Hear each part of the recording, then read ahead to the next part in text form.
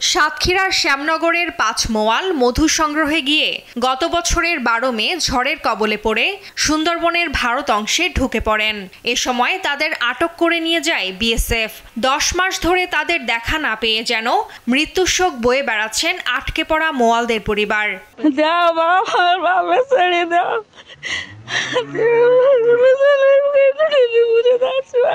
আমার আব্বু সবসময় বৈধভাবে ইনকাম করে, কখনো অবৈধ কাজে জড়ায়নি।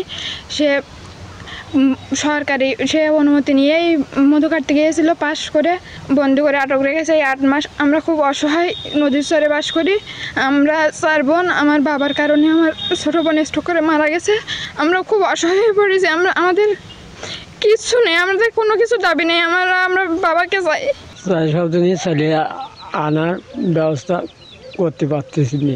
৪ জন বাচ্চা কাচ্চা আয় রোজগার করতে খুব কষ্ট হচ্ছে। আল্লাহ।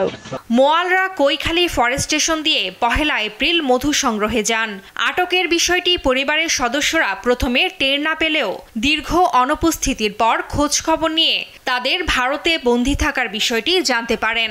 বাংলাদেশ এবং ইন্ডিয়া সরকারের কাছে যারা এই যে ৫ জন ব্যক্তি, এরা হচ্ছে খুব গরিব মানুষ, এদের ফ্যামিলি খুব অসহায়। সেই হিসাবে আমরা এই ৫ জনের কি মুক্তি চাচ্ছি। ভারত সরকার মানবিক বিবেচনায় বাংলাদেশি মোয়ালদের মুক্তি দেবে বলে প্রত্যাশা করছেন স্থানীয়রা। তাদের পরিবারবর্গ অত্যন্ত মানবিকতা এবং মানবতার সাথে তারা যুদ্ধ করছে, অত্যন্ত অসহায় হতদরিদ্র। এমনকি এই যে হাফিজুর বরকন্দাজের মেয়ে, তার পিতা ভারতে আটকানোর কারণে সেই স্ট্রোকে মারা গেছে। এই ৫ জন অসহায় হতদরিদ্র পরিবারের মুক্তির দাবি জানাই।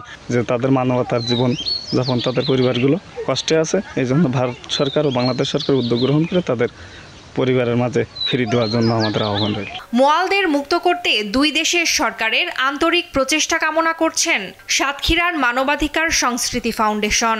আমাদের বাংলাদেশ সরকারের, বর্তমান সরকারের উদ্যোগে কিছু কয়েদি ইন্ডিয়া থেকে ফিরে এসেছেন এবং তারা মুক্ত হয়েছেন।